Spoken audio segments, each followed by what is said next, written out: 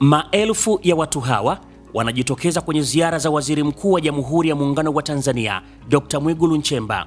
Inadhihirisha imani kubwa walionayo wananchi hawa kwa viongozi wao. Kwanza, namna wanavyopokea taarifa ya utekelezaji wa miradi mbalimbali ya maendeleo. Mfano, ni juzi tu uwanja wa ndege wa Sumbawanga umeanza kufanya kazi na ndege zinatua. Reli ya kisasa inaendelea kuwa alama muhimu katika usafirishaji hapa nchini. Mradi wa umeme tayari wananchi wananemeka. Sekta ya michezo, Arusha kumekucha, na uwanja wa kisasa wa Afcon upo ukingoni kukamilika.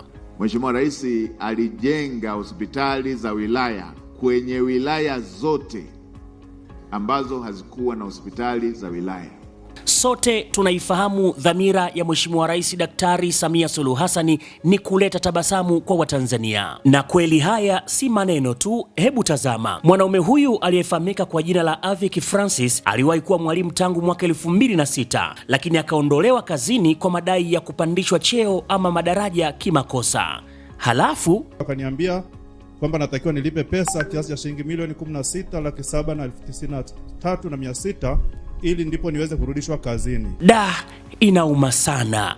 Kama unavyojua, serikali ya Daktari Samia Suluhu Hassan ni sikivu na yenye kujali utu. Chuma kinatoa maelekezo. Hebu watafutwe hawa waliomwandikia barua na waliomlipa ili watusaidie kukamata mitandao ya majizi, na yatafuta sana hayo majizi.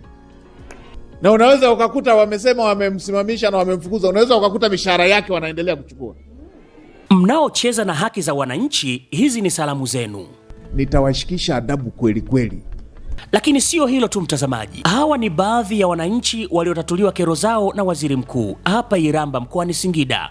Hawakusita kumshukuru. Namshukuru sana Mheshimiwa Waziri Mwigulu Nchemba kwa kunisikiliza na kunisaidia kero hii ili nipate malipo yangu yanayostahili, maana ni haki yangu. Nashukuru sana. Mwenyezi Mungu amjalie na amzidishie, na tunaomba Mungu aendelee kumweka ili aendelee kutusaidia sisi wanyonge. Nimempenda kwa jinsi ninavyoangalia kwenye TV anavyosaidia wananchi, na mimi leo nimejisikia kweli amenitendea haki, maana nina miaka mingi nahangaika ofisini, kila ofisi nimepita sipati haki yangu. Hili ndilo tabasamu la mama kwa Watanzania. Mimi ni Beni Mwanantala.